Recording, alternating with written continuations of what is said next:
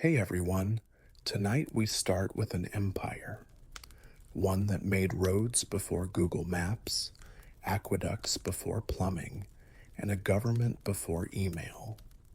The Roman Empire was so focused on being efficient that it conquered half of the known world, mostly to make the water pressure better. So, before you get too comfortable, please like the video and subscribe, but only if you really like what I do here. Please tell me where you're listening from and what time it is for you in the comments. It's always. It's interesting to see who from all over the world is joining us. Rome wasn't always a great place to live.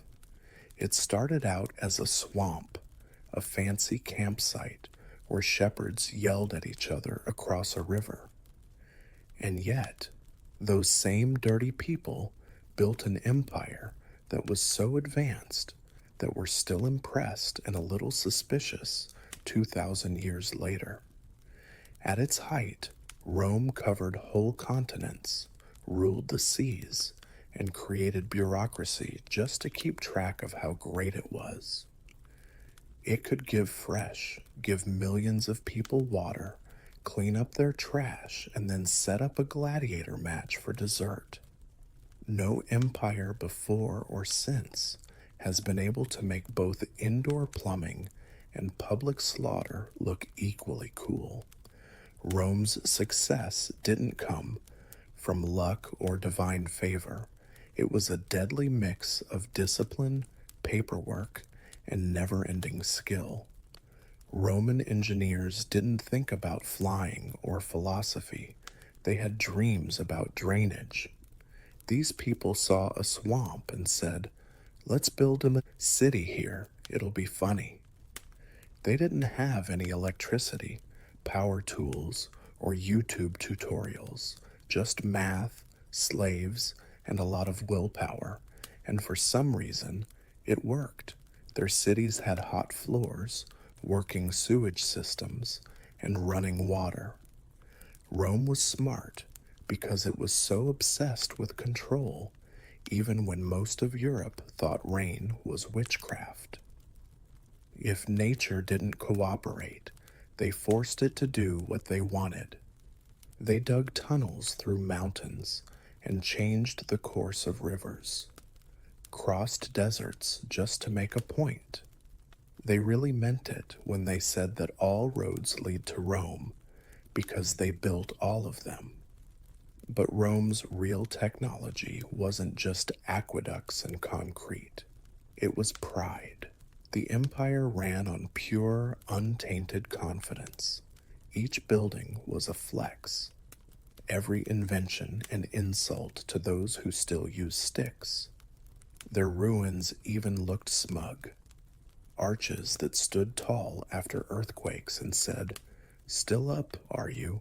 And here's the best part. They did all of this without electricity, computers, or even a sense of humility that worked.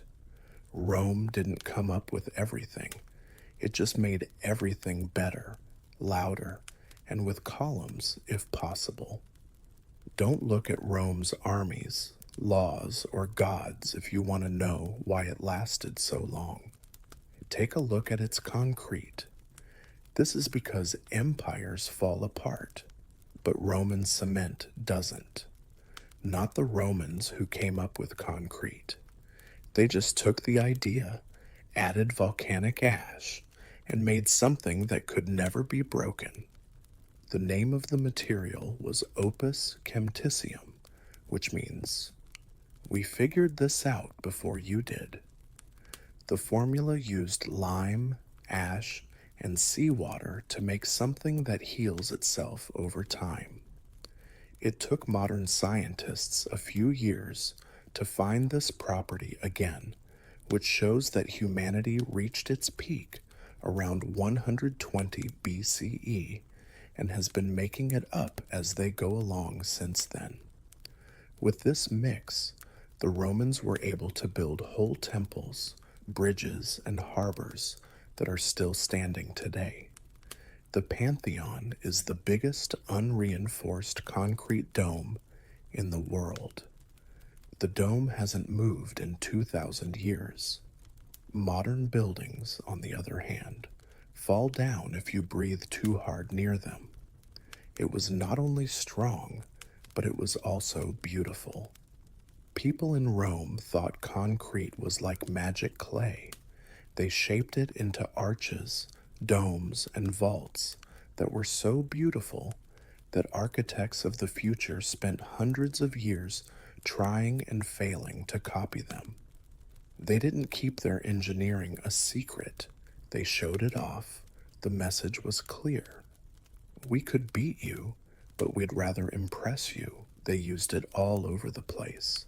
Aqueducts, amphitheaters, baths, and even harbors are all underwater.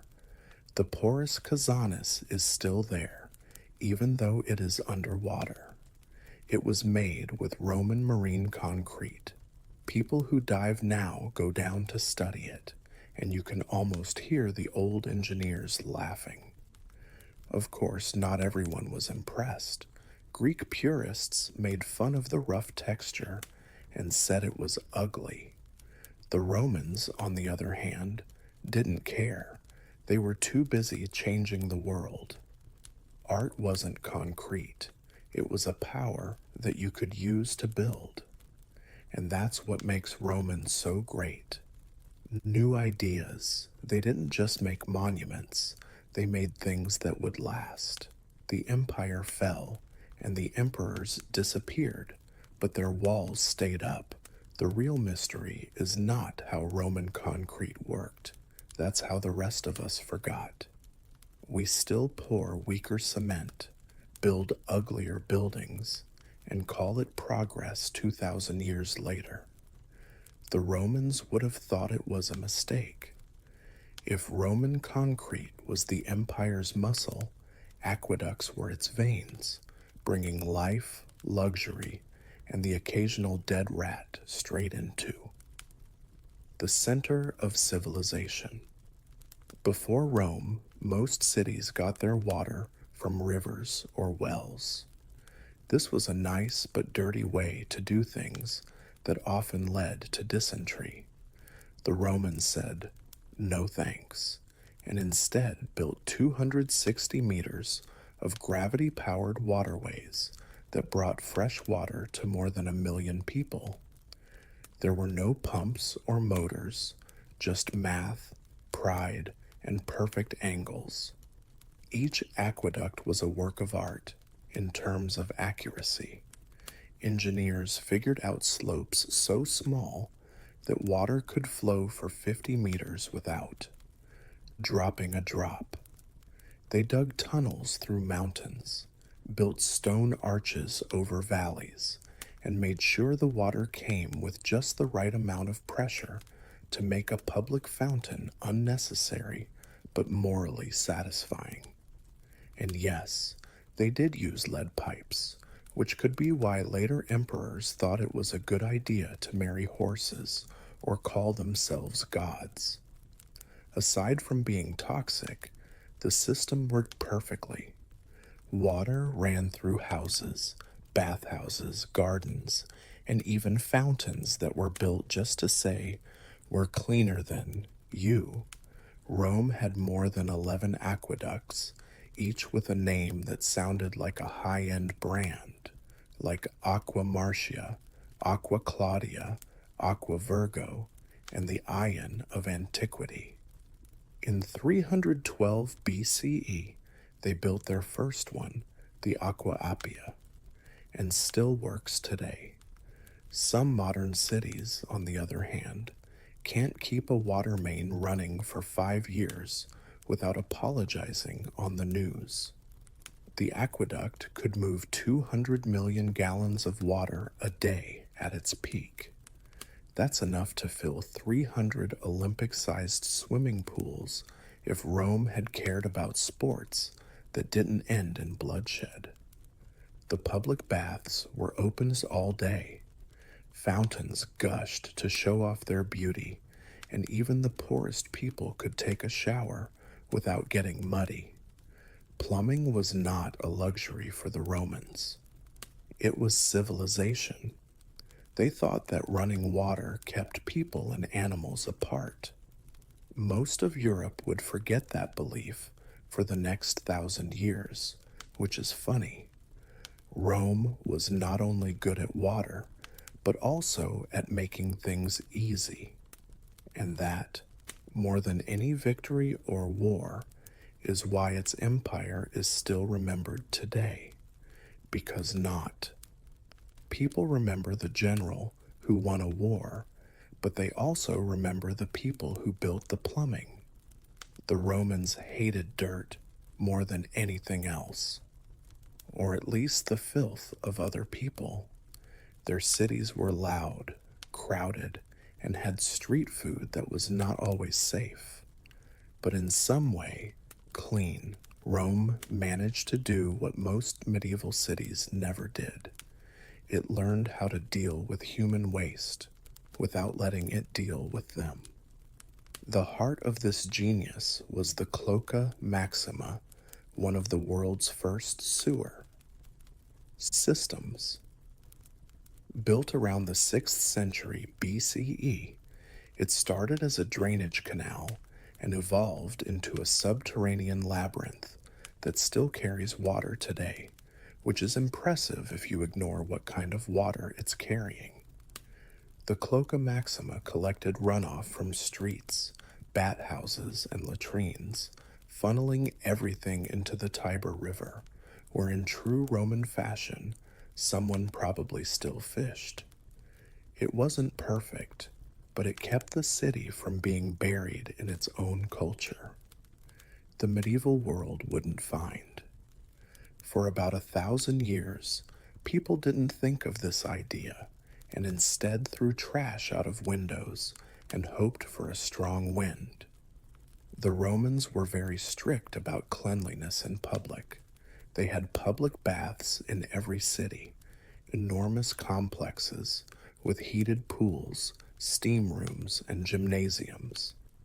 Everyone from senators to slaves could bathe daily, gossip, and debate politics while sitting naked in a room full of steam and ambition.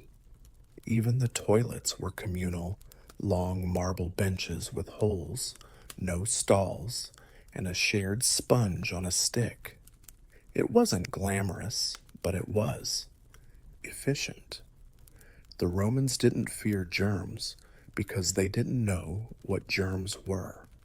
Yet somehow they still managed to live cleaner than most 14th century kings. And here's the kicker: they turned sanitation into propaganda. Aqueducts, sewers, and baths weren't just civic utilities. They were proof of moral superiority. Cleanliness meant civilization. Dirt meant barbarism. When Romans looked at conquered territories, they didn't just see enemies. They saw people who still used buckets. In short, Rome was the first society to realize that infrastructure is image. The empire ran on two things: water pressure and pride. And while the emperors may have been insane, at least their cities smelled better than history usually does. If Roman concrete was the skeleton and aqueducts were the veins, then their roads were the arteries. And Rome had a lot of blood to pump. The empire built over 250,000 meters of roads stretching from the sands of Egypt to the fog of Britain. That's enough to circle the earth 10 times, which knowing. The Romans, they probably would have tried just to prove a point. These weren't lazy dirt paths either. Roman roads were military-grade infrastructure layered with gravel, stone, and crushed bones of anyone who complained about the workload. Engineers planned every slope and curve with mathematical precision because a Roman hated nothing more than inefficiency, except maybe the Gauls. They didn't just build roads to travel, they built them to control. Roads moved armies, taxes, and gossip at terrifying speed. A message could travel from Gaul to Rome in a matter of days, assuming the messenger didn't get mugged, which statistically he did, but still faster than any rival civilization by centuries. Every milestone along the road marked Roman dominance, carved with exact distances and emperor-approved smugness. The famous Via Appia, called the Queen of Roads, was so perfectly paved that even 2,000 years later, you can still walk on it, though it mostly hosts confused tourists and stray cats. Each road was built to last. They layered it. Large stones for the base, gravel for the middle, and smooth paving blocks for the top, tilted slightly for drainage. The result, roads that survived empires, earthquakes, and European weather. The true test of endurance. Modern highways, by comparison, need repairs every other election cycle. Meanwhile, the Via Flaminia still casually exists, looking down at us from eternity, like, you call that asphalt? But Rome's roads weren't just practical, they were mind games. Every straight, perfect line said, you are part of Rome now. Try rebelling. We'll be there by Tuesday. And honestly, that's what made the Roman Empire unstoppable. Not the legions, not the emperors, but the logistics. Because while everyone else was fighting mud, Rome was fighting time and winning. If the roads were Rome's arteries, then its courier system was the empire's Wi-Fi, fast, reliable, and occasionally intercepted by barbarians. Rome knew that an empire wasn't. It was kept going by communication. Orders had to move faster than rebellions. So they built the Cursus Publicus, a state-run postal service created by Augustus, who apparently wanted to read bad news faster. This was no casual mail system. It was a logistical masterpiece complete with stations, horses, and bureaucrats who probably slept in spreadsheets. Couriers carried wax tablets, scrolls, and imperial decrees across thousands of miles, changing horses at way stations called mutatones. The rich could send messages across the empire in just a few days, which was great unless they were tax bills. Each courier wore an official badge, which was like a government email signature in ancient times. They rode day and night, switching horses at every stop.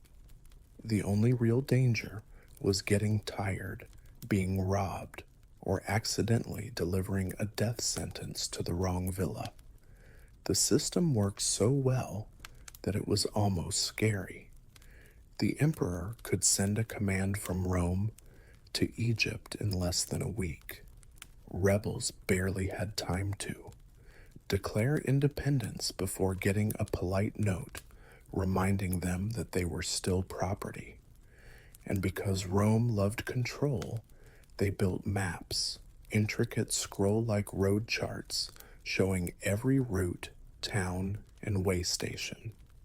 The most famous, the Tabula Putin, looks like a cosmic spaghetti diagram of the known world. It's basically Google Maps for people in sandals. But this wasn't a public service. Ordinary Romans didn't get to mail love letters or grandma's sandals across the empire.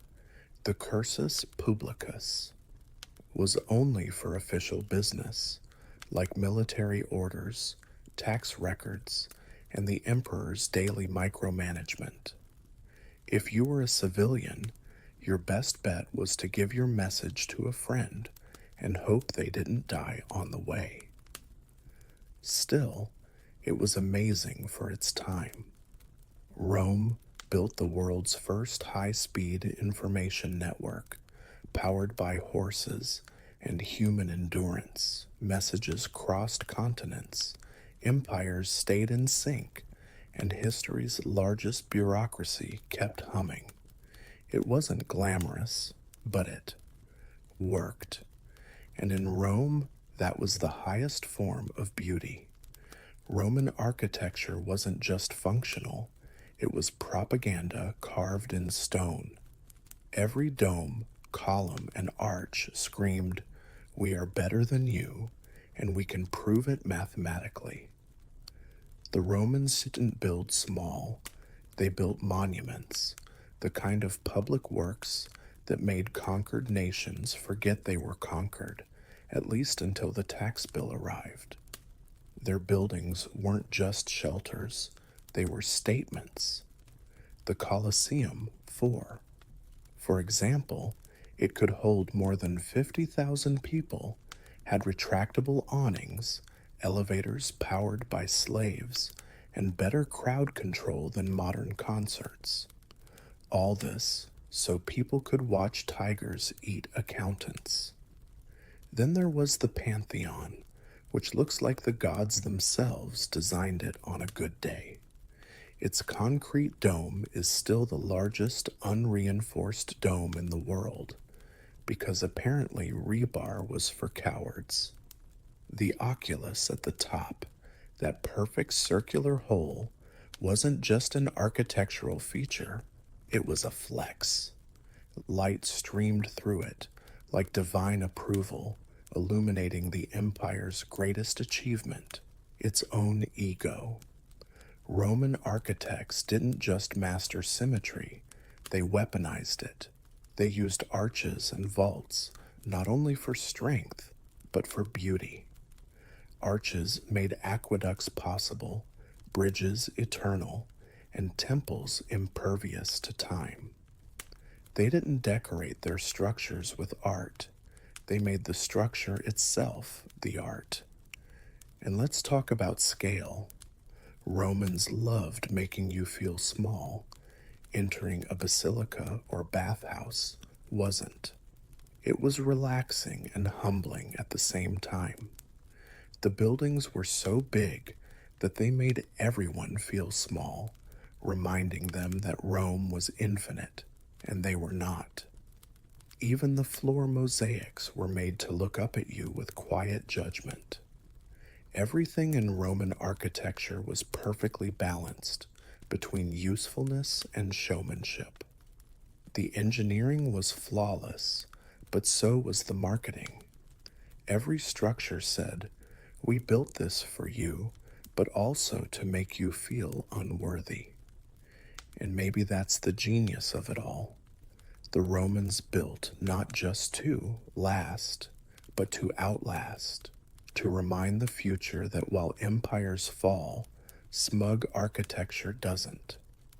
Today, tourists line up to admire ruins that refuse to die. While somewhere deep in the dust, you can almost hear an ancient architect whisper, "You're welcome."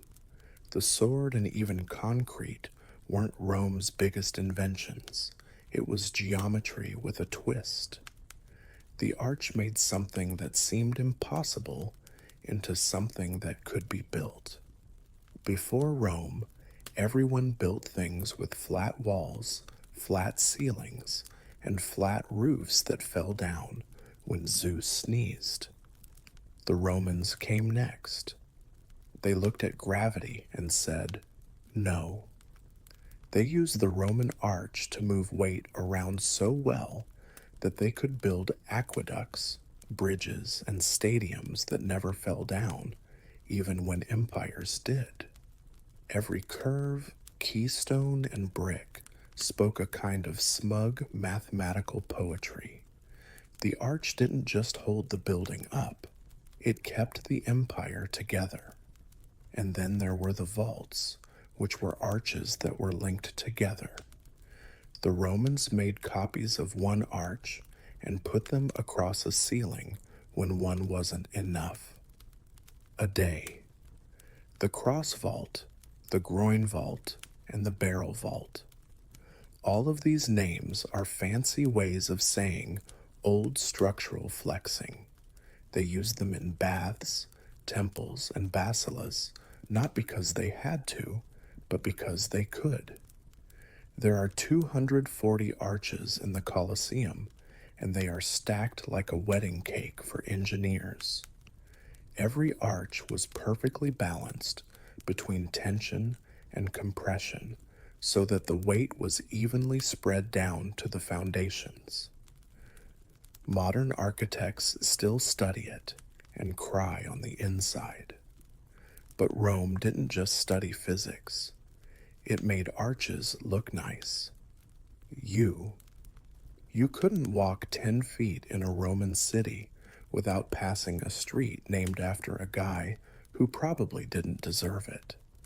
The empire used triumphal arches as a way to get the word out. We got something. This is a big reminder. For example, the Arch of Titus honors the destruction of Jerusalem with beautiful stonework. Putting someone else's tragedy in marble is a great way to say, please admire our empire. And that's the thing. The Romans didn't just figure out how to deal with gravity, they made fun of it. Their architecture wasn't about living in harmony with nature. It was about being smart in public and making it look good. Their arches are still standing strong 2,000 years later, while glass skyscrapers break under the first small earthquake. Politics, disease, and bad leadership may have brought down the Romans, but their geometry is still undefeated. The Romans didn't just build with water, they worked it. Other civilizations thought rivers were dangerous because they were pretty, but Rome saw them as a source of power that never needed to take a break for lunch. They changed, turning water into work. And, like Romans do, they did it on a large scale. Engineers in the empire built water mills, hydraulic sewers, and grain factories that could feed whole cities. In southern France, at places like the Barbagal Mill Complex, 16 huge water wheels worked together perfectly. It was like an ancient food processing plant, but without the health code violations. People often call it the first industrial site in the world, which is both cool and a little sad if. You know how it feels to wait for your toaster to break down. They were clever with more than just grain. They made stone saws that ran on water, water-lifting tools for irrigation, and mechanical pumps to drain mines. If you think Roman engineers sound boring, keep in mind that they moved whole rivers just to make bread faster. And yes, gravity was what made it all work. The quiet, unseen slave who kept the empire going. No electricity, no fossil fuels, and no plans for a more sustainable future. Just plain cruel. Usefulness. Water went in one direction, and power came out the other. Very big, very scary, and very simple. They were so good at hydraulics that they could even use it for fun. The Colosseum had an underground system that could flood the arena for fake naval battles. It seems that watching real ships sink in a sports arena was the ancient version of special effects. All for show, thousands of gallons of water go in and out on command. It's amazing how much of it still works. The old buildings of Barbagal still whisper with the shapes of channels and sloughs like engineers who never clocked out. We still can't agree on whether the Romans were smart or crazy after 2,000 years. But one thing is clear: they didn't just build an empire by conquering other people, they also built it by moving. Water flowed, gears turned, cities were fed, and history quietly gave up. Rome didn't just rule over nature, it used it, and it never even needed to take a day off.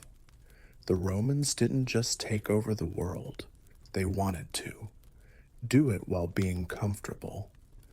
What's the point of having an empire if your marble villa feels like a fridge? The hypoc, Rome's version of central heating, was invented 2,000 years before anyone else thought to complain about drafts. The system was a stroke of genius. There was a furnace under the floor, channels that carried hot air through hollow bricks, and a flue that let it out through the walls. The end result was heated floors, warm baths, and a sense of smugness. In January, wealthy Romans could walk around without shoes on, while people in the north, barbarians, were still thawing out by the fire.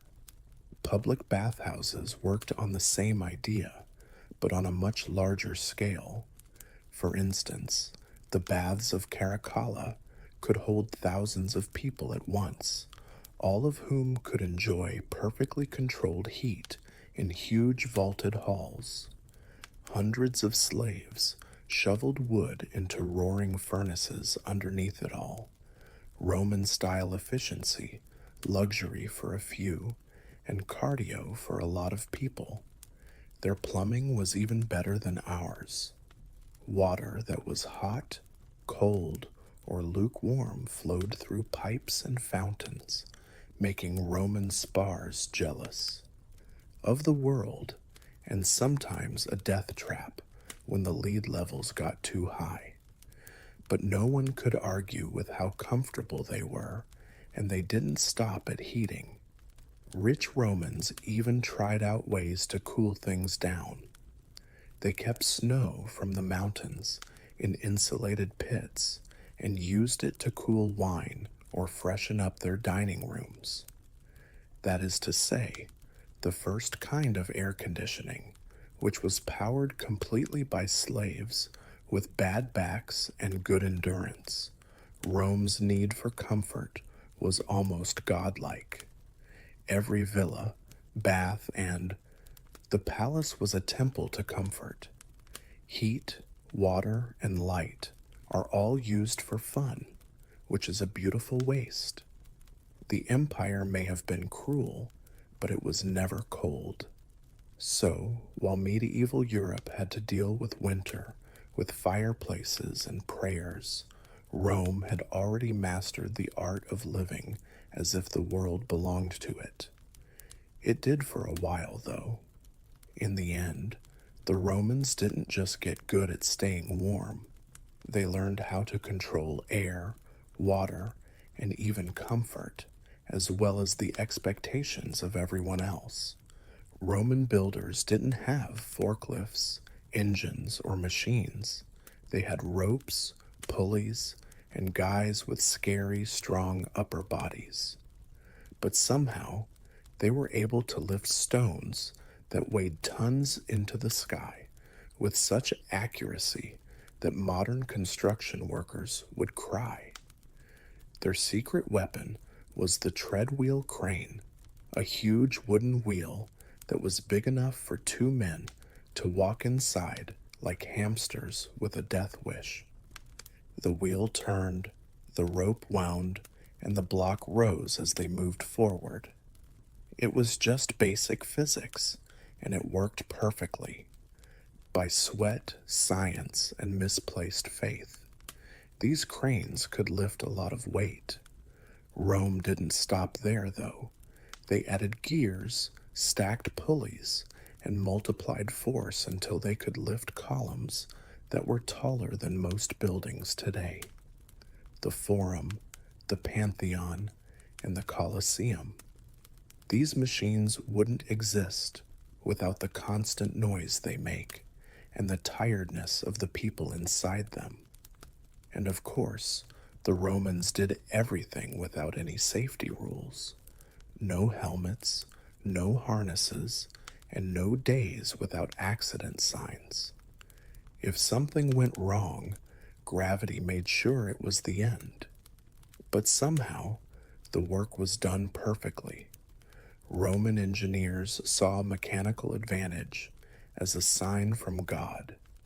They didn't just make cranes, they made systems.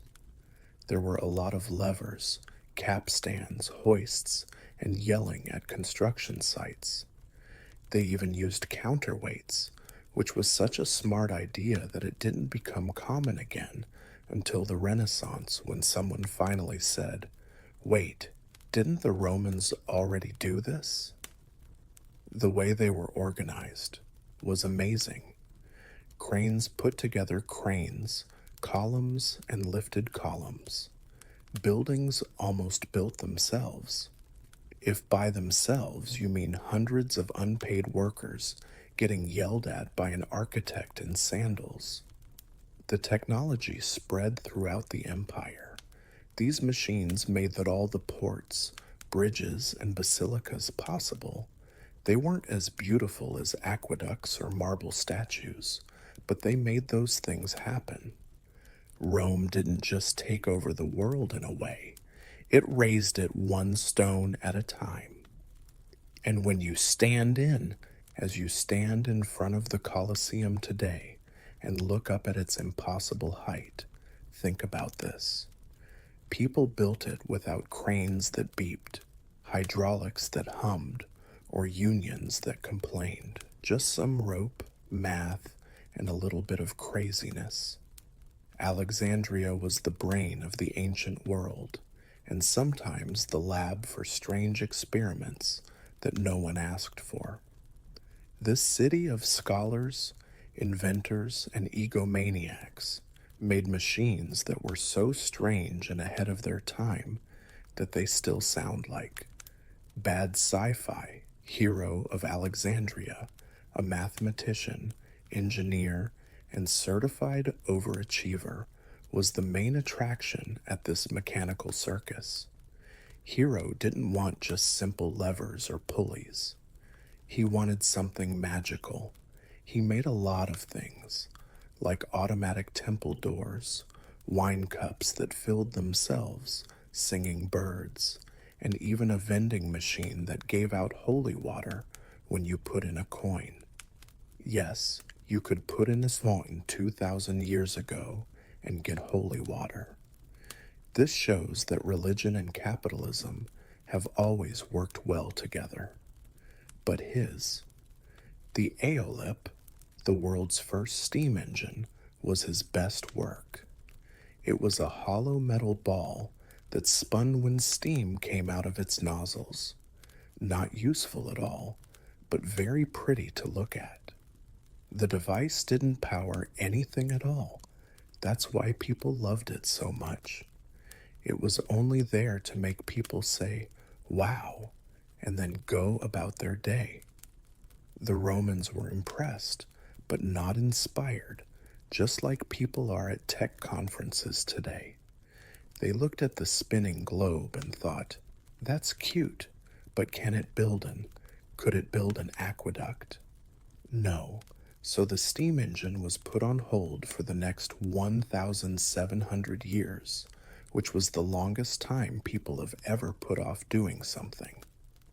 But Alexandria was the center of innovation in the ancient world. It was a place where automata, water organs, hydraulic clocks, and other amazing things came to life. Temples opened their doors with fire, statues moved by air pressure, and fountains sang. The line between science and magic got so blurry that people started praying to engineers. Hero and his friends didn't. They made machines to solve problems. They made them because they could, not because they were useful. It was performance art. That's what made Alexandria so special. Rome built for eternity, but Alexandria built for wonder. Rome gave us concrete and sewers, while Alexandria gave us the first coin machine and an early version of wow, look what I made. Rome conquered the world with discipline, but Alexandria conquered imagination. For a brief, brilliant moment, both empires met in genius. They started out as seafarers, but they loved the land and had good sandals. When they found out that half of the Mediterranean was water, they did what Romans always did. They copied someone else and then made it better until it scared everyone. By the end of the Republic, Rome had built one of the most powerful navies in history. Their ships weren't pretty like Greek triumphs. They were floating, battering rams made of wood, bronze, and aggression, and of course they industrialized it. The Carthaginians once made fun of Roman sailors for being amateurs. So Rome captured one of their ships, reverse engineered it, and built a fleet of 120 in 2 months. Nothing says learning curve like weaponized plagiarism. The real innovation was the corvus, a boarding bridge with a massive iron spike at the end. When it slammed into an enemy ship, Roman soldiers could storm across and turn naval battles into ground combat, their preferred environment for stabbing things. It was brilliant, if slightly suicidal. Many. The extra weight caused ships to capsize. But hey, safety has never been a part of strategy. Their shipyards turned warfare into an assembly line. Dozens of galleys launched every week, each powered by hundreds of rowers whose dreams mostly involved being somewhere else. Some vessels were even equipped with rotating ballast, enormous crossbows that could fire flaming bolts across the waves. Imagine being a sailor and realizing your job description includes flammable target. And then came the harbors, concrete structures that cured. Underwater, Roman engineers mixed volcanic ash and seawater to make marine concrete that didn't wear down.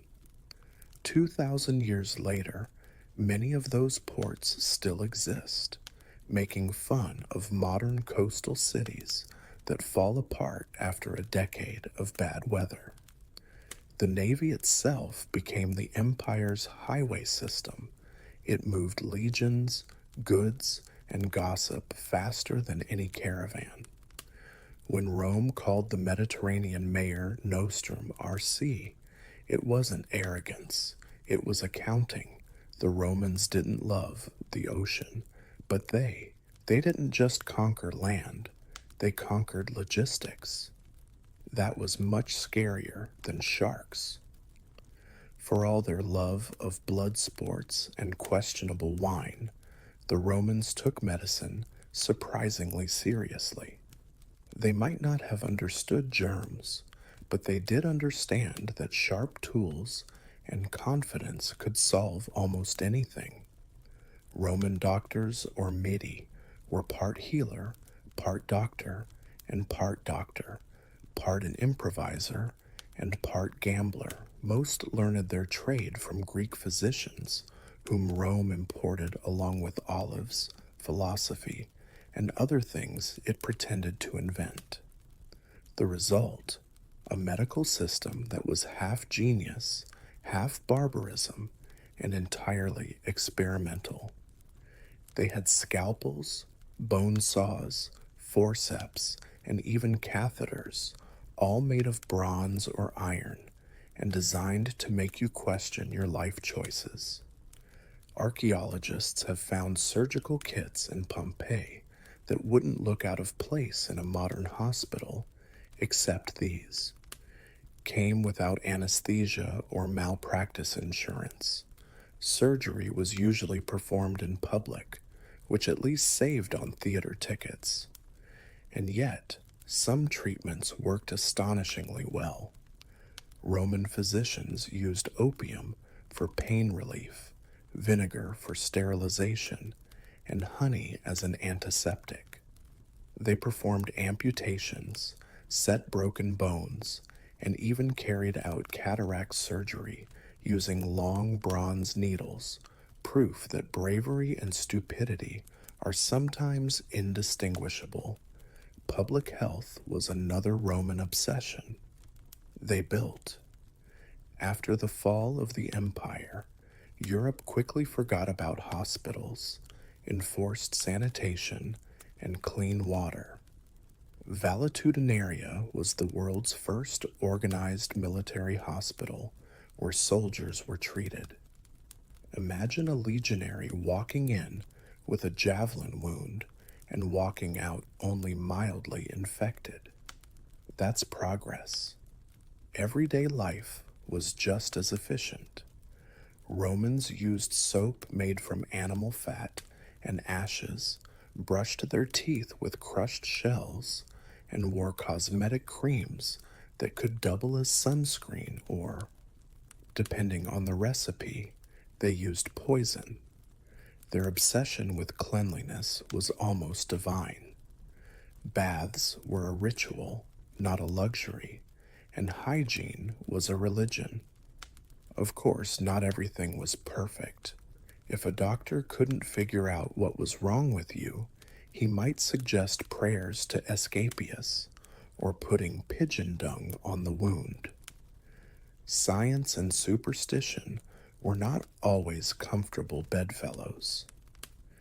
Still, for a civilization that fell 1,500 years before germ theory, Rome was doing shockingly well.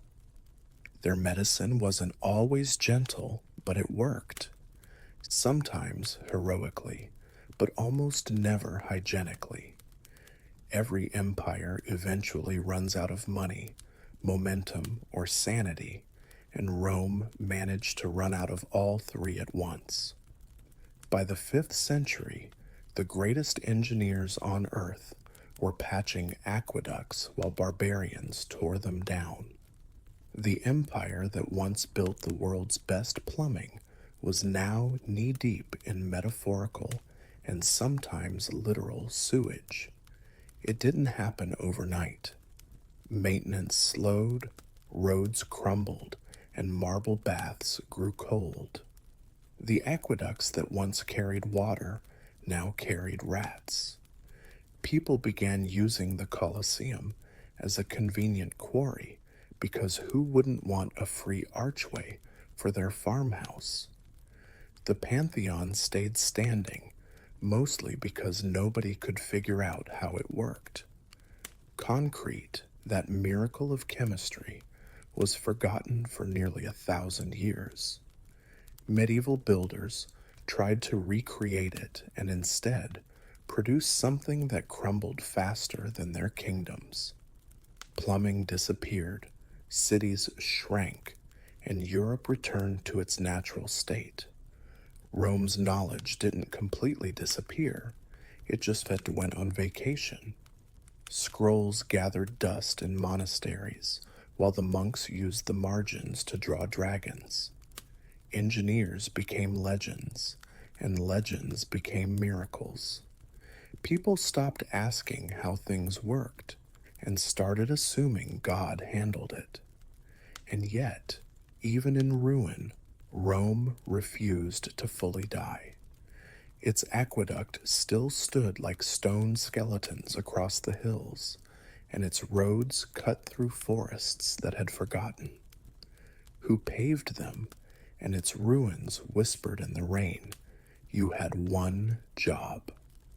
Eventually, centuries later, humanity rediscovered what the Romans already knew: how to build straight lines, move water, and survive winter without divine intervention. Renaissance scholars dusted off the old manuscripts and realized with quiet despair that the ancients had done it all first and better. Rome's downfall wasn't ignorance, it was complacency.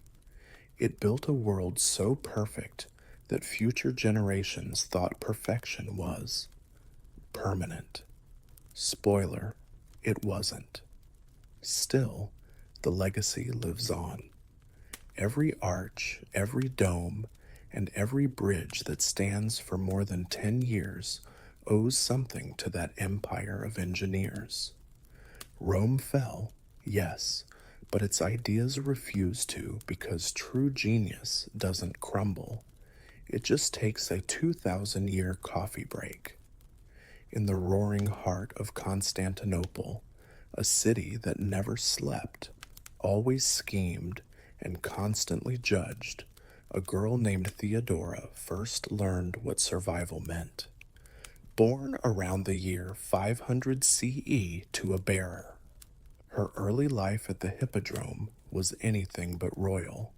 Her father entertained the masses with half-tamed animals, and when he died, the family's fragile security died with him. Her mother, left with 3 daughters and no prospects, did what many desperate Byzantine women had to do. She turned to the theater. But let's be clear, the theater of Constantinople wasn't some elegant hall filled with polite applause and intellectual debate. It was the empire's beating underbelly, a mix of comedy, dance, satire, and seduction. The performers were loved and hated equally. Men came to watch, laugh, and gossip while pretending they weren't enthralled by the women who ruled the stage. Theodora entered this world as a child, small, sharp-tongued, and already learning that beauty alone was never enough. She danced, mimed, and acted in plays that mocked the powerful and excited the crowds. Some called her a courtesan before she even reached her teens. Others called her a genius of performance. Everyone agreed that she had presence. The air changed when Theodora walked into a room. Even her enemies noticed. Her routines were scandalous for her time, with bold gestures and biting humor aimed at the elite. She mocked politicians and priests with the same smirk she used on lovers. But beneath the glitter and laughter, she saw the cruel divide between the powerful and the powerless. Theodora may have had to entertain the upper class, but she never forgot that she wasn't one of them. By the time she was in her late teens, she was famous all over the empire. People praised her beauty and condemned her audacity. Aristocrats made fun of her in public and sought her out in private. She lived in a world where women were just decorations. But somehow, she turned mockery into magnetism. The girl from the stage wasn't just performing anymore. She was rehearsing for power. Soon, everyone in Constantinople would know her name. Fame is a fickle friend. In Theodora's Constantinople, it could turn on you overnight. After a series of messy affairs and rumors that could have filled an entire scroll of gossip, Theodora found herself falling from favor. One powerful man she'd crossed, likely an official or wealthy patron she'd mocked a bit too cleverly, made sure the doors of the theater closed to her. So, with little choice and less money, Theodora left the glittering capital behind and set out for the provinces. Her exile began in Alexandria, the intellectual furnace of the Eastern world. It was a city of. There were monks arguing about theology in one corner, dancers performing in another, and street preachers yelling about sin over the noise of traders. Theodora, who had once been famous for her beauty, was now alone, living on scraps and wit. But what could have broken others only made her mind sharper. In Alexandria, she met a Christian sect known for its harsh teachings, possibly the Monophysites, who believed that Christ had only one divine nature. Their message of endurance and humility struck her deeply. Theodora, the scandalous performer, began to reflect on redemption. Not the meek kind whispered in prayer, but a fierce, self-forged rebirth. She started weaving spirituality into ambition, learning that both could serve her survival. She also learned something even more valuable. Influence isn't just earned on the stage. It's commanded through conviction. Whether in the theater or the church, people followed those who spoke with certainty. And Theodora, always a performer, knew how to turn certainty into art. Eventually, she left Alexandria behind, traveling through the deserts of North Africa and Syria, accompanying a wealthy official for a time before parting ways. It was a period of trial and transformation. The gossip columns of Constantinople would later claim this was her shameful wandering. They couldn't have been more wrong. This was her metamorphosis, the cocoon from which the empress would emerge. By the time Theodora returned to the empire's heart, she wasn't the same dancer who had once performed for coins and applause. She was something far more dangerous. A woman who had seen the world, learned its hypocrisies, and decided she would never again be at its mercy. When Theodora returned to Constantinople, she carried no gold, no title, and no family name to shield her, only a quiet fire that unnerved anyone who looked too long. The city hadn't changed much.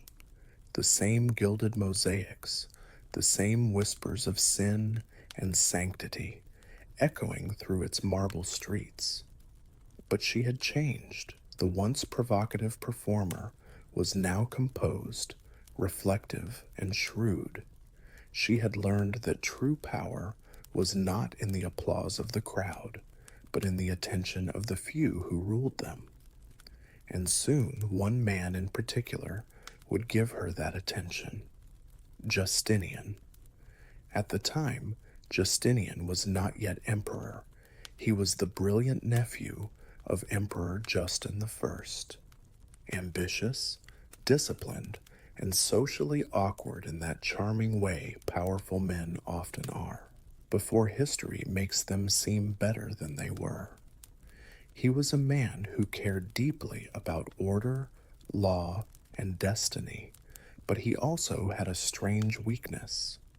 He liked strong minds as much as beautiful faces. Theodora somehow managed to be both. Legend has it that Justinian first saw her when she was living simply in a small house, spinning wool and giving advice to other women. She was no longer a spectacle at the Hippodromium. She was a mystery wrapped in humility. But when she spoke, her words were as sharp as a knife. Justinian was not. By her beauty, which was undeniable, but also by her intelligence. She understood people, politics, and the subtle art of making men think they had thought of something first. Their connection was immediate, but scandalous. Byzantine high society sneered. Marrying an ex-actress was unthinkable. Actresses were legally barred from such unions. Yet Justinian wasn't the kind of man to let laws stand in his way. He rewrote them, quite literally. A special decree lifted the restriction, allowing him to marry Theodora. It was an unprecedented act of defiance, one that shook the moralists of Constantinople to their perfumed cause. When they wed around 525 CE, tongues wagged across the empire. The emperor's nephew has married a courtesan, they said, but the laughter of the courtiers died quickly.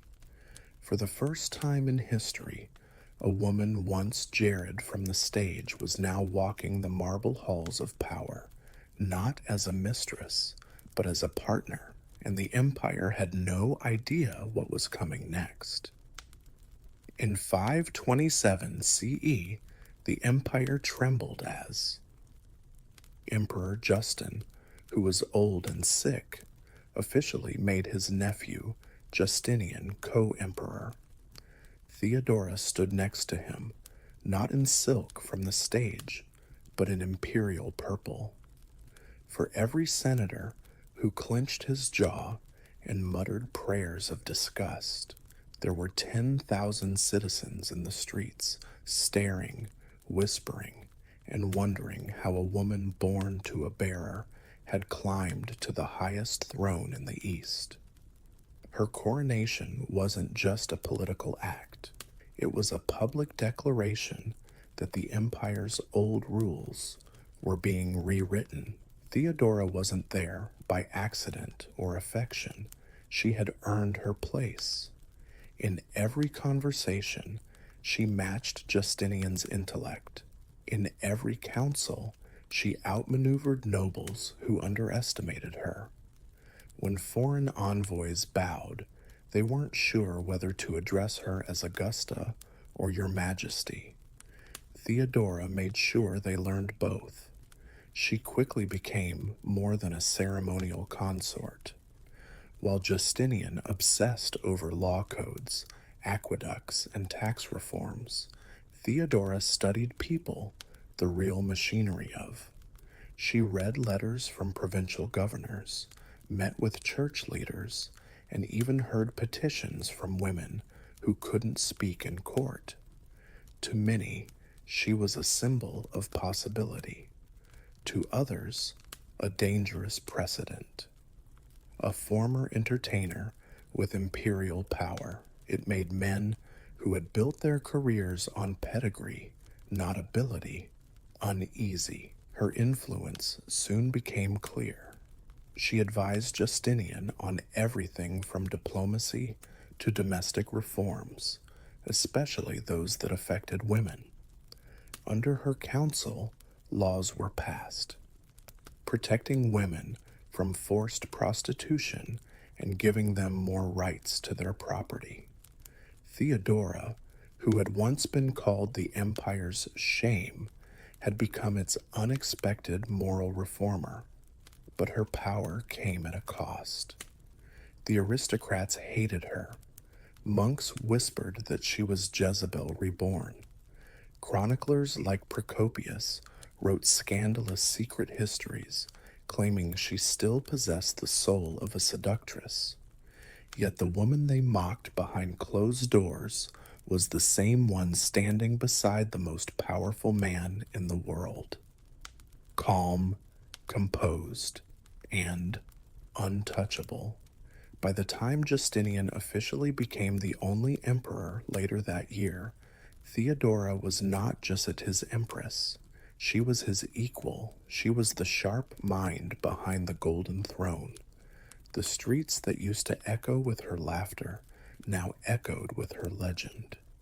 It all started, as revolutions often do, with the entertainment gone wrong. In January of 532 CE, the Hippodromiome, the same arena where Theodora's father had once kept bears and where she had danced, erupted in fury. The rival chariot teams, the Blues and the Greens, had. For a long time, they had been more than just sports fans. They were political groups with strong loyalties. On that day, their chants turned from cheers to war cries. What started as a protest against arrests turned into 6 days of bloodshed, fire, and rebellion, the infamous Na Revolt. Byzantium burned. Senators who wanted to get their power back secretly sided with the rioters. The mob, which numbered in the tens of thousands, roared for Justinian's overthrow and the crowning of a new emperor. The palace shook with the sound of anger outside its walls. The imperial council panicked. Advisors begged Justinian to leave the capital, the throne, and his dignity, but not Theodora. She refused to run, even though she was dressed in purple, the color of royalty and blood. She stood before the council, her voice steady amid the chaos. "If flight were the only means of safety," she said, "then I should disdain to fly. Those who have worn the crown should never survive its loss. Purple makes a fine shroud." It was more than courage, it was strategy. Her words snapped Justinian out of hesitation. The emperor, who had almost run away, got his courage back. He told his generals Belisarius and Mundus to storm the Hippodromiome. The result was a massacre. 30,000 rebels were killed in a single afternoon. The rebellion ended not with diplomacy, but with the sound of swords and the smell of smoke. Theodora's defiance saved the empire that day. Her speech became legendary, taught in every future history of Byzantium. But beyond the rhetoric, it revealed the true nature of her power. She was more than just Justinian's emotional anchor. She was the regime's backbone. After the revolt, no one dared question her authority again. The courtiers who used to whisper behind fans now bowed deeply. The mob that had once cheered her downfall was now dead and buried. Theodora had shown in the most brutal way possible that she was not a survivor of scandal, but the architect of survival itself. When the smoke of the Nika revolt finally cleared, Theodora emerged from the ashes, not just as empress, but as something very rare, a ruler forged in fire. Constantinople was hurt, its streets were burned, its people were broken, and their faith in leadership was shaken. But Theodora saw an opportunity in the ruins. Justinian rebuilt the city in marble and stone. Theodora rebuilt its conscience. She had never forgotten what it was like to be at the mercy of men, as a performer, as a woman, as someone who was ignored before she even spoke. Now that she had power, she used it ruthlessly to help those who had none. She pushed through reforms that no emperor before had dared to consider. Women forced into prostitution were granted protection and refuge. Slavery of the desperate was restricted. Husbands who abandoned their wives could be punished. Women could inherit property in their own right. To the elite, these were shocking policies. Soft, they sneered, unfit for empire. But Theodora didn't care about the senators who grumbled over their wine. She cared about the women who came to her palace gates at dawn, seeking justice. She established a house called the Metaninoa, repentance, a refuge for former prostitutes where they could live, work, and start anew. It wasn't charity, it was vengeance disguised as mercy. Theodora had turned the empire's shame into its strength. Her moral authority, however, was double-edged. Many of her critics called her reforms hypocrisy, citing her scandalous youth. They missed the point entirely. Theodora's power came because she had lived the life the empire condemned and survived it. Her empathy wasn't theoretical, it was lived experience wrapped in silk. Even Justinian, the great codifier of law, deferred to her insight on social matters. When he revised the empire's legal code, Theodora's influence could be seen in the new protections for women and the poor. Her fingerprints were embedded in the very laws that shaped Byzantine society for centuries. Yet for all her compassion, she was no saint. Theodora's mercy had limits, and her enemies learned that the hard way. For every woman she lifted up, there was a nobleman brought low, often without realizing until it was far too late that the empress had already written his fate. Power in Byzantium was a performance, and no one understood the stage better than Theodora. But with every bow from a general and every polite smile from a senator came a hidden dagger. The court of Constantinople was a nest of ambition, and Theodora was the brightest, most envied serpent within it. Her rise had humiliated the aristocracy, noble women who traced their bloodlines to Rome could hardly stand the thought of a former actress commanding their husband's respect. Some pretended to be loyal, while others whispered poison in the hallways heavy with incense. Monks thundered from the pulpit that the empress was the devil in silk. Chroniclers like Prupius, her most spiteful critic, recorded her as a scheming seductress who used her body as others used the sword. In truth, she was guilty only of doing what every man in that palace did, but better. Her intelligence and sharp tongue made her both admired and feared. She was known to humiliate courtiers with a single glance, to freeze a senator mid-sentence with one raised eyebrow. When Justinian faltered in judgment, Theodora made the hard decisions, especially the ones that required no mercy. She played politics like chess, and her opponents never realized they'd been cornered until the board was swept clean. Her rivalry with the general Belisarius's wife, Antonina, was both alliance and war. The two women ruled their husbands as power partners, then turned on each. Other in bursts of betrayal and reconciliation that made even the gossips exhausted. One day, they'd share secrets over wine. The next, one would be orchestrating the other's downfall. It was court life at its purest, friendship laced with arsenic.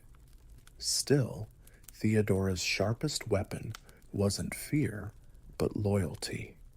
Those who served her faithfully were rewarded beyond measure. She raised servants to courtiers, courtiers to governors, women to saints in the eyes of the empire. She built her a network of spies, informants, and loyal clerks, an army that didn't talk to anyone but her. She was always thinking and watching behind the jeweled veil. Theodora learned the first rule of power when she was young. Not being innocent is what keeps you alive. It's having control. And even though her enemies were angry in gold and silk, she was the only one who knew that crowns aren't passed down. One harsh choice at a time, they are protected. Politics was Theodora's battlefield, and religion was her chessboard. The Byzantine Empire wasn't just a state. It was a divine hierarchy dressed in royal clothes, but underneath the incense clouds and gold leaf mosaics, the empire was torn apart by religious rage. The question that was tearing the Christian world apart was not as simple as it seemed. Did Christ have one nature or two? People who weren't part of it thought it was hair-splitting theology. For Byzantium, it was a reason for civil war. Justinian, who was always a legalist, agreed with the Orthodox view that Christ was both human and divine.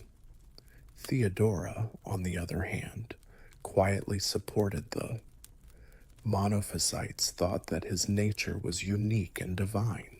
It wasn't just faith, it was loyalty. During her time in exile in Alexandria, the Monophysites took care of her. Now she was their protector in return. Justinian was arguing with bishops, but Theodora was playing her own game.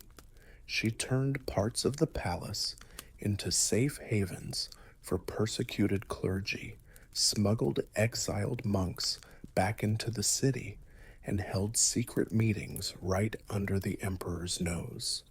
During Orthodox ceremonies, she smiled and nodded in public. Ceremonies, she sent golden letters to Monophysite leaders who were hiding in deserts and monasteries. Some people thought it was hypocritical, others thought it was diplomatic, but for Theodora, it was justice.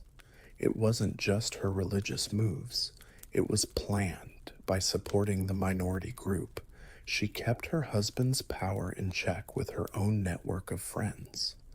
Justinian was in charge of the empire's laws, and Theodora was in charge of its people. She knew something her husband never fully understood. Faith could control a lot of people, much better than orders ever could. But what she did made the gap between them even bigger. Justinian loved her, but their religions started to compete with each other. He thought that doctrine was what brought people together. She thought that mercy was what brought people together. And even though they were both in charge, they were often two empires in one.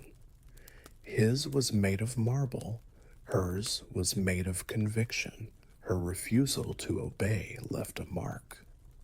The Monophysites thought of her as a saint, and their secret empress when the Orthodox historians cursed her name. They whispered her name even hundreds of years later. In faraway monasteries, they told stories about her and called her the guardian of the true faith. Theodora had done the unthinkable in a time when faith could kill you. She made heresy into power and kindness into an empire. Constantinople and Theodora had both changed by the middle of the 540s. After the Na revolt, the city's grand rebuilding made it a jewel of the world, with the Hagia Sophia, a huge dome that floated above the skyline like a canopy from heaven. But behind the beauty, plague and tiredness spread through the empire. Justinian's wars emptied its treasury. Disease spread through the capital, and the empress, who had once been full of life, began to fade. Theodora had done a lot of things in her life, including being a dancer, an exile, a queen, and a reformer. But she had never been weak. Still, by 548 CE, illness started to take hold.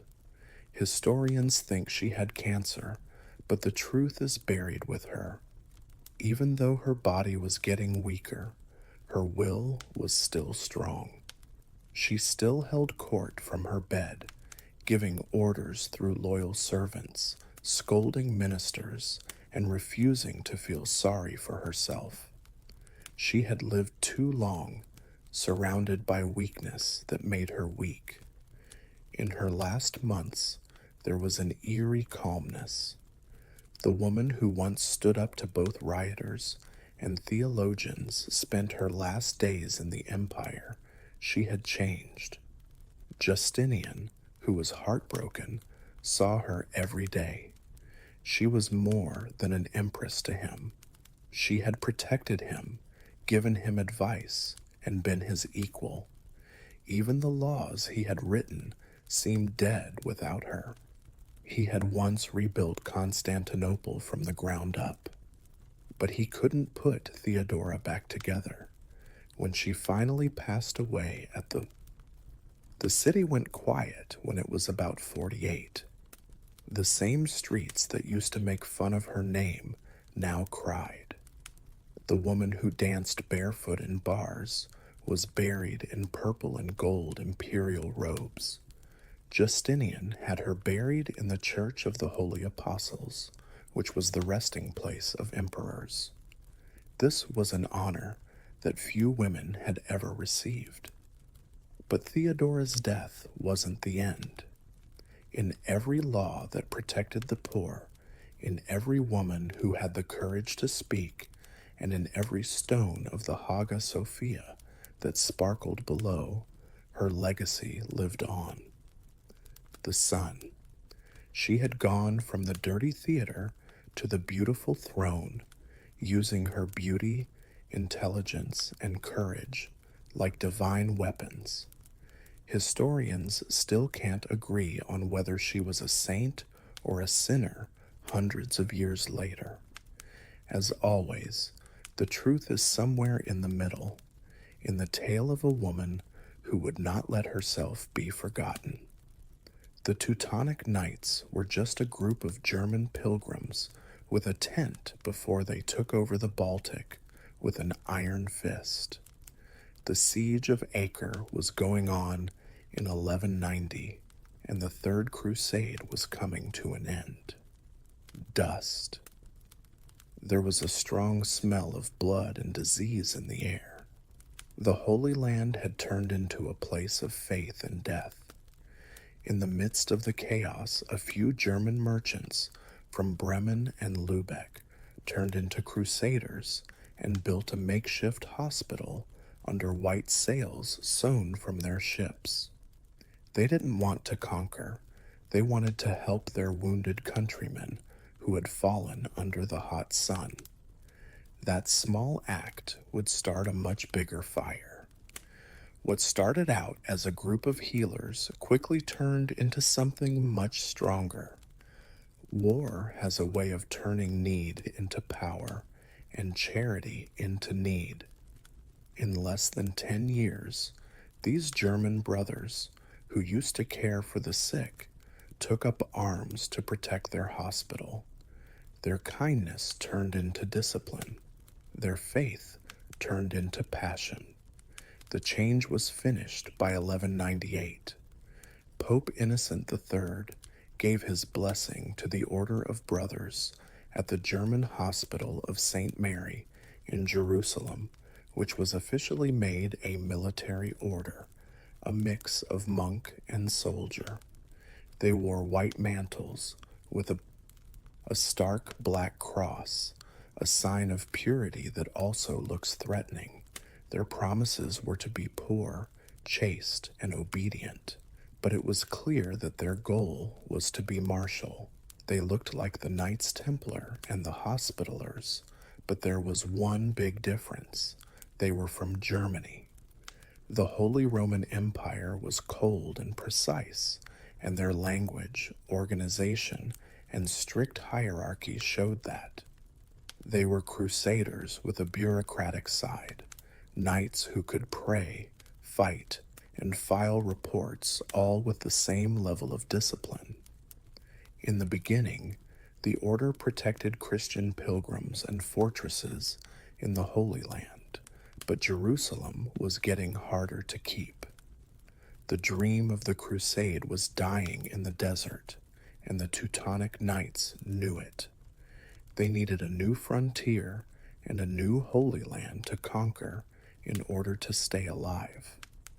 In a short time, their eyes would move from the sands of Palestine to the frozen forests of the Baltic. There, in the middle of pagans and snow, their real empire would begin. The core of the Teutonic Order was discipline. To become a member, one had to give up not just material things, but also who you are. When knights entered, they gave up their names, families, and any hint of personal ambition. In exchange, they got a white cloak with a black cross on it, which was the clear sign of God's soldiers from the north. Their motto, which was never written down, could have been simple: fight, serve, and do what you're told. Life in the order was strict, harsh, and like a monastery.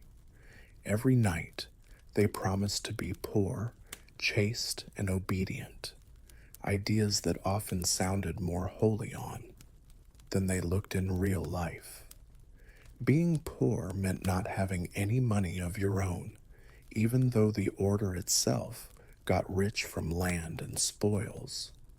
To be chaste, you had to stay away from women. But the frontier was long, the winters were long, and every pagan village had its own temptations. But obedience was complete. When a knight questioned his commander, there was no debate. He could be kicked out or killed. There was a big difference between the ranks. The Grand Master, who was a mix of a general, a priest, and a bureaucrat, was at the top. Commanders, priests, and lay brothers who took care of farming, trade, and logistics. Even among warriors of noble birth, being humble was required. A baron could wash dishes next to a squire who was born a peasant. Both would eat the same simple meals in silence. The devil whispered arrogance, and the Teutonic knights were proud of being deaf. Their castles were more than just fortresses, they were places of order. Inside their thick stone walls, life was very structured, with prayer, training, and being ready for battle every day. Bells rang to signal the hours of devotion, and everything that was done, from sharpening swords to cleaning armor, was seen as service to God. War was a holy part of everyday life. But underneath this well-behaved surface was conflict.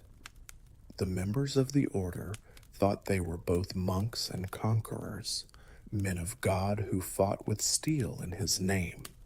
They preached humility while building castles that were taller than those of the Baltic tribes. They promised to stay pure while they burned and bled whole areas. In their minds, winning wasn't. Greed. It was salvation given at the point of a sword. This was the strange thing about the Teutonic Code.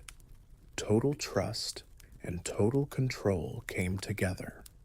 The knights had made something more lasting and dangerous than they knew in their search for divine order.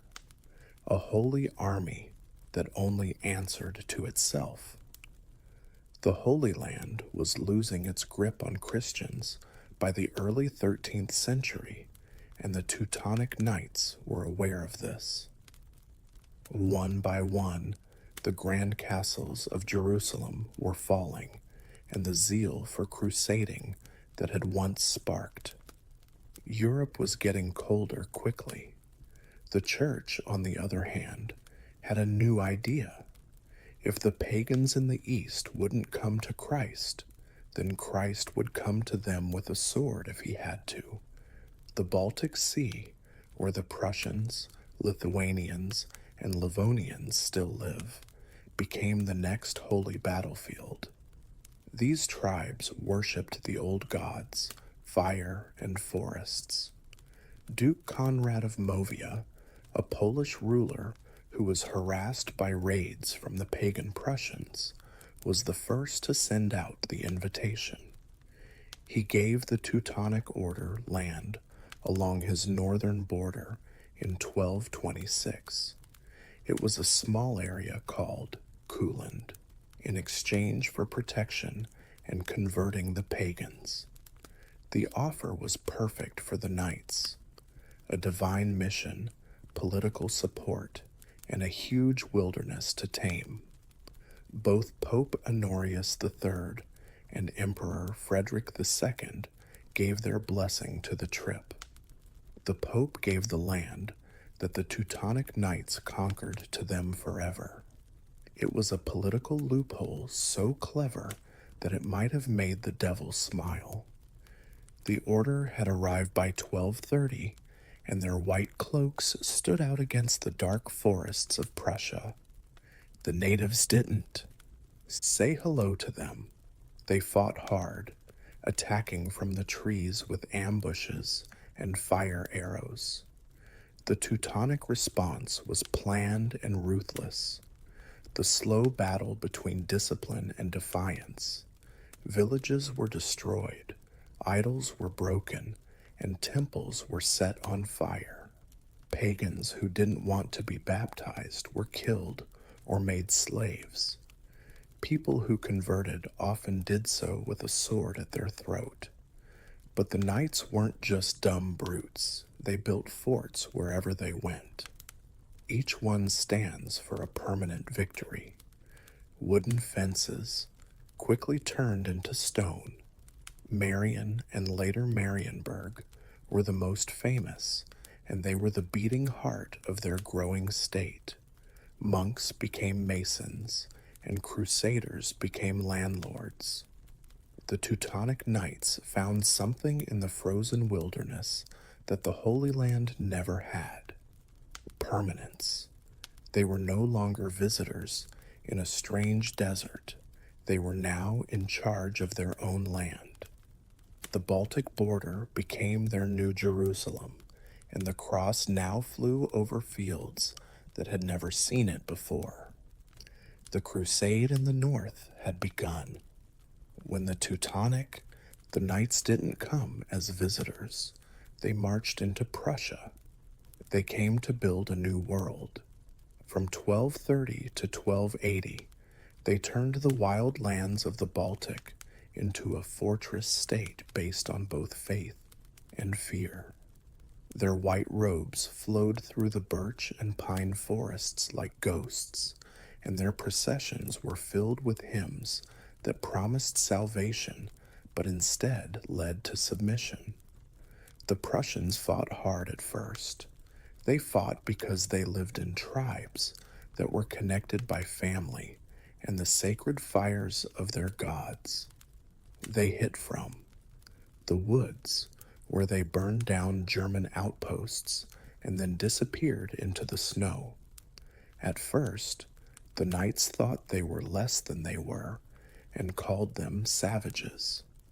But those savages knew the land better than any of the crusaders. They used rivers, swamps, and the weather as weapons. Many castles were taken and then taken back. All of the Teutonic garrisons disappeared overnight. But the knights had something that the pagans didn't: patience, planning, and paperwork from God.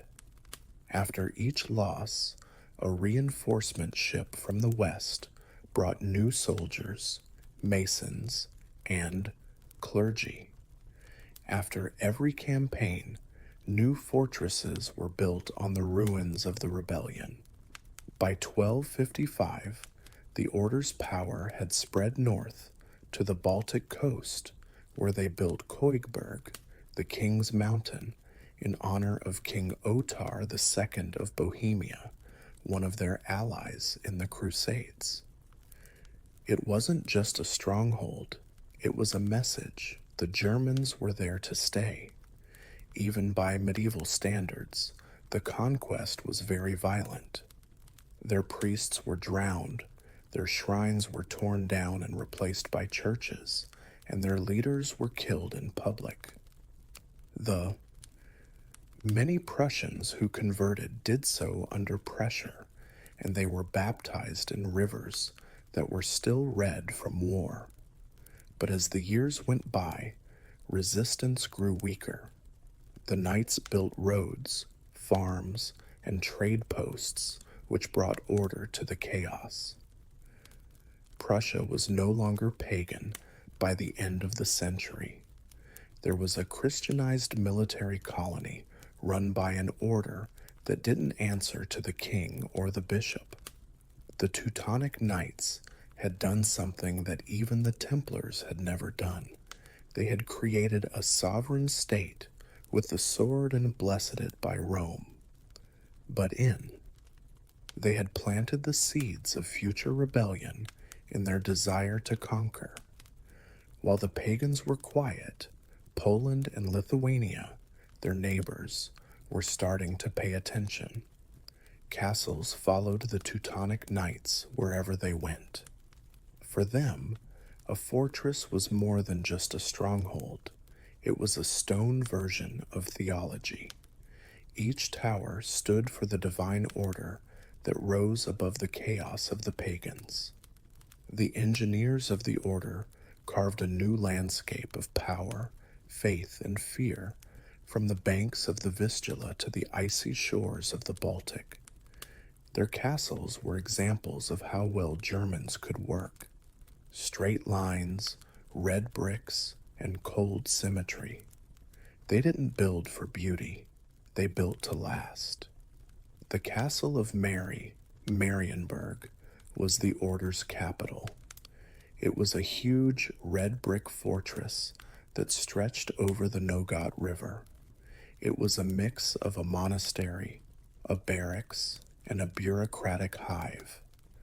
Knights prayed in chapels, drilled in courtyards, and held councils in echoing halls where every sound reminded them of discipline.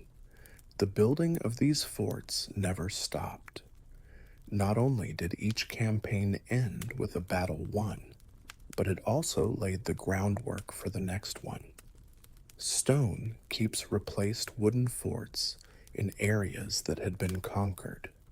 Settlers from Germany and Poland, craftsmen, and merchants who followed the orders to expand built villages under their walls. Every castle said something. God is here, and he speaks German. But these strongholds of faith were not always true. Inside their walls lived men who had sworn to be pure, but they were. Wealth. Their refectories were full of meat and wine from other countries. Their treasuries were full of tribute from villages that had converted.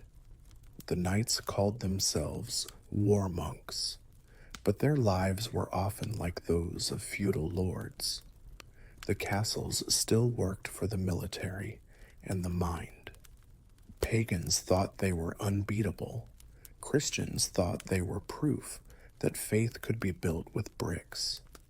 A chain of black crosses spread across the north, from Marienwerder to Königsberg, and from Thorn to Ragnit. They not only controlled the land, but also the minds of everyone who lived in their shadow. But underneath the piety, there was ambition. The order began as people who served God, healed people, and kept them safe. They were now in charge, owning land and collecting taxes. They were turning into what they had once hated, an empire covered in holiness.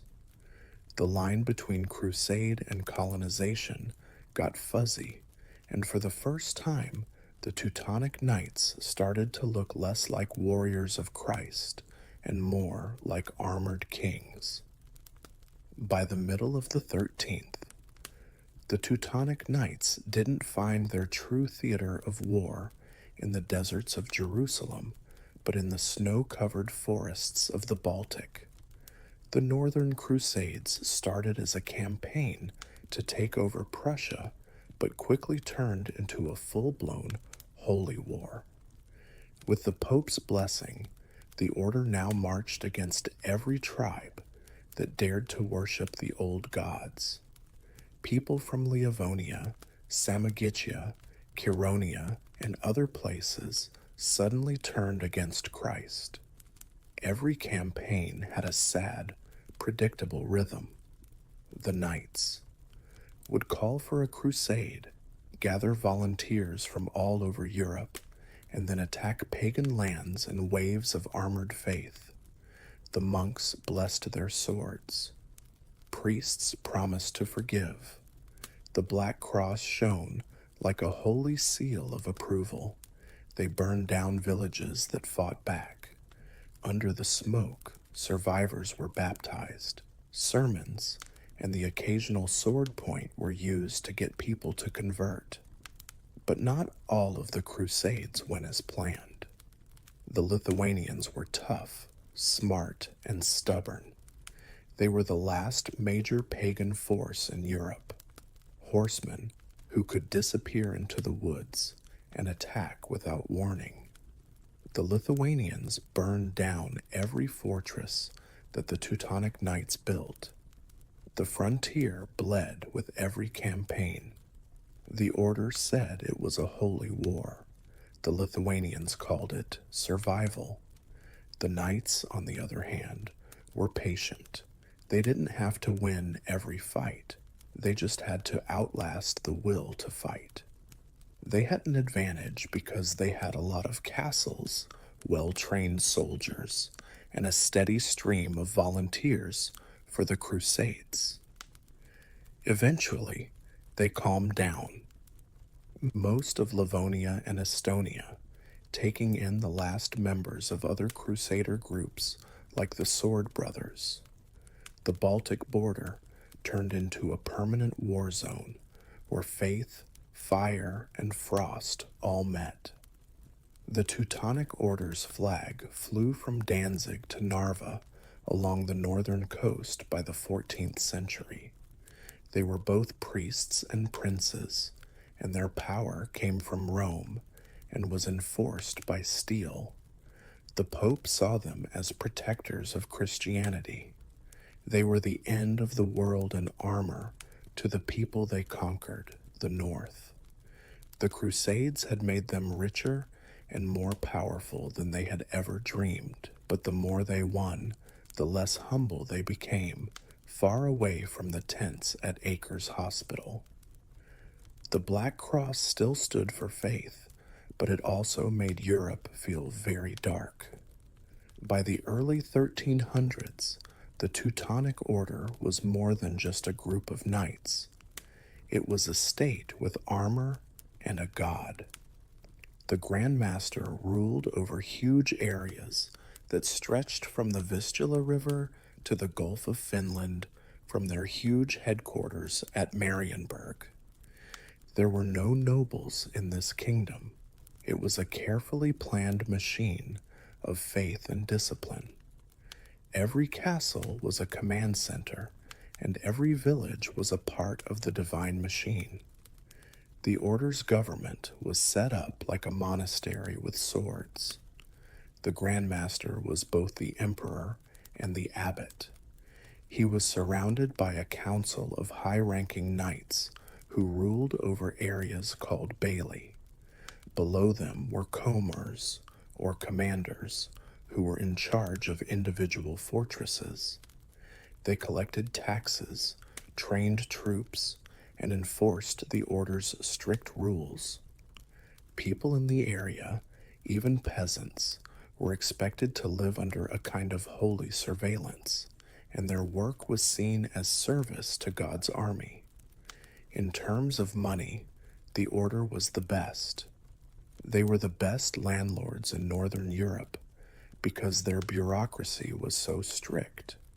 Grain, amber, and furs came through their ports, filling their coffers and funding endless wars.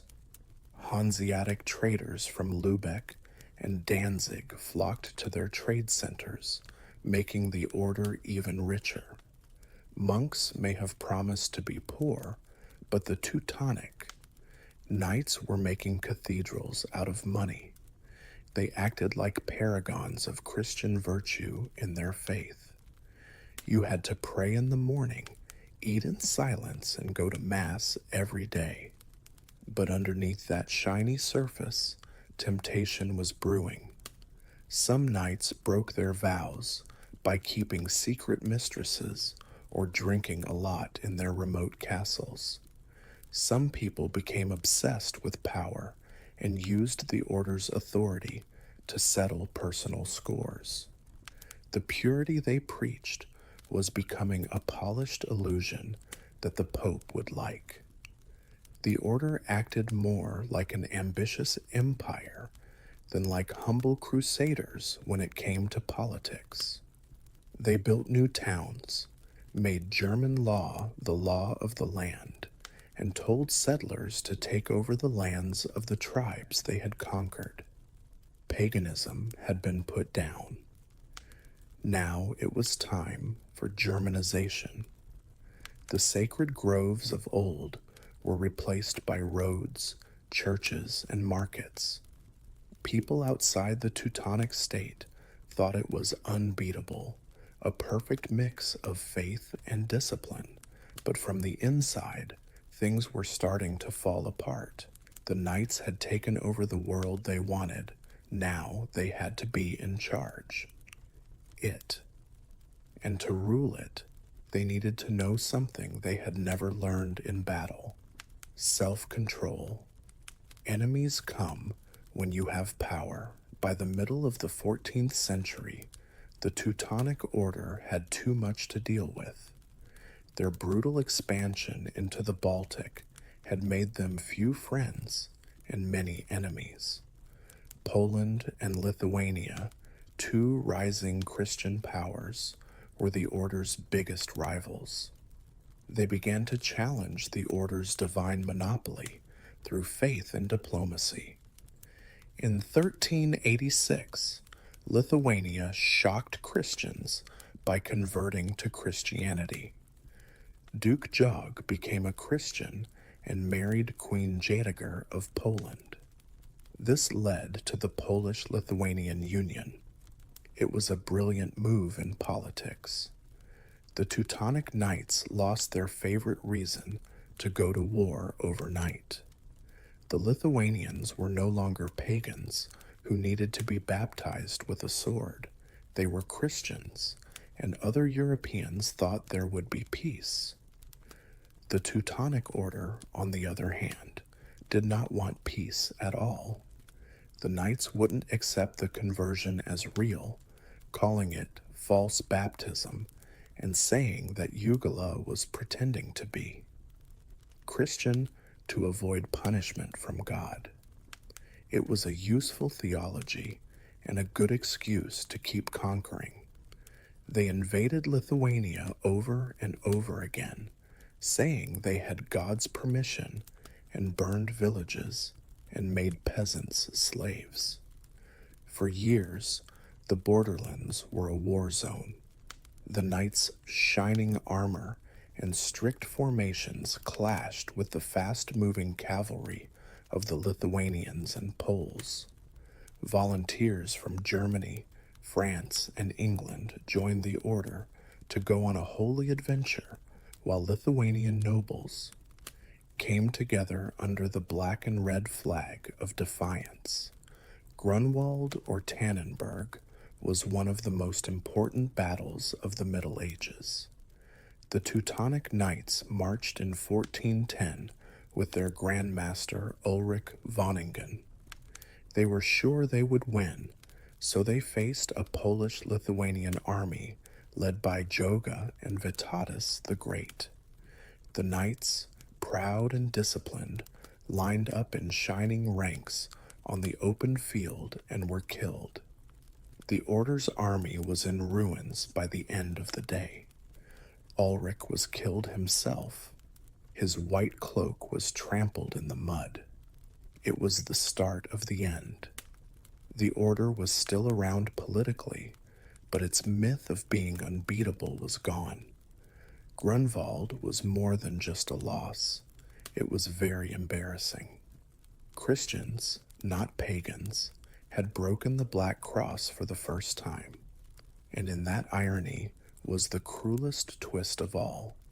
The Order that used to say it was protecting Christendom had finally destroyed it. The Teutonic Order never really got back on its feet after the disaster at Grunwald in 1410. They limped back to their forts, still proud but empty, their aura of divine invincibility broken. The once powerful monastic empire started to fall apart, not all at once, but slowly, like a fortress that was left to rot from the inside out. The knights still wore their white cloaks and said their prayers every day, but they were no longer sure of themselves. The Baltic wind that used to carry their songs now carried whispers of failure. There were uneasy truces, debts, and rebellions for the next few decades. The Order's treasury, which used to be full of trade and tribute, ran out of money because of war reparations and the loss of important lands. Their subjects, who were mostly German settlers, Prussians, and Poles, became unhappy with their rule. The holy aura that once gave the order its power was gone, and resentment and taxes took its place. The last blow came from inside. In 1525, Grandmaster Albert of Brandenburg took the winds of the Reformation and did the unthinkable. He broke his promises and made the order's lands, and he called himself the Duke of Prussia under Polish suzerainty. The Teutonic Order, which used to be a group of warriors who were bound by purity and obedience, had become a duchy. Its black cross is now just a memory of heraldry. The holy had turned into politics, and the monks had turned into government workers. Even though it fell, the shadow of the Teutonic Order remained. Their castles, like Marienburg, Königsberg, and Thorn, still stood. Red brick monuments to control and discipline, their organization and statecraft laid, the foundation for Prussia's later success. A new kind of empire, one built not in the name of God, but in the name of power and efficiency. The same spirit that had led the Teutonic Crusades would be heard again in the militarism of the Prussian kings hundreds of years later. The Teutonic Knights were both good and bad people, as well as builders and destroyers. They brought reading, writing, law, and trade to the Baltic, but they also brought death, slavery, and forced conversion. Their black cross turned into a paradox, a sign of faith that had been corrupted by desire. The order didn't go away when their last real knights died. It just changed clothes. The prayer was over, but the memory of the Crusades still haunted Europe, a reminder that even holy men can turn into what they promised to fight if they get too much power. It was 41 BCE, and the Roman Empire was falling apart from the inside. Julius Caesar was no longer alive. The Republic was dying, and 3 men were now in charge of what was left. Lepidus was in Africa, Mark Antony was in the East, and Octavian was in Rome. Antony was the most of the 3, a brilliant soldier and the most dangerous person. He was charming, impulsive, and careless. A man who could take over countries, but not his own wants. This floor, or maybe this gift, brought him right into the orbit of Cleopatra III, Queen of Egypt. They met for the first time in Tarsus, a city on the southern coast of what is now Turkey. Antony had called Cleopatra to answer charges that she had helped his enemies. Most rulers would have come in a humble, veiled, and scared state. But Cleopatra was not like most rulers. She made a show out of a summons. According to legend, she sailed up the Cydnus River in a barge covered in gold, with purple sails that billowed in a scented breeze. The incense made the air smell sweet. Cleopatra lay under a canopy, dressed as the goddess Aphrodite, while attendants fanned her with peacock feathers. Musicians played, dancers moved to the beat, and the people of Tarsus, who were curious, crowded the banks to see what felt more like a myth than a royal audience. Right now, Anthony, who had fought against armies and won many wars, was not ready. He thought the queen would be nervous and want to be forgiven. Instead, he found a woman who was better at running the stage than any general was at running an army. Cleopatra knew how important it was to look good. In a world where men were in charge, looks could be a weapon. When she finally met Anthony, she spoke with confidence and wit, mixing praise with a challenge. She didn't see him as a conqueror. Instead, she saw him as an equal or maybe even prey.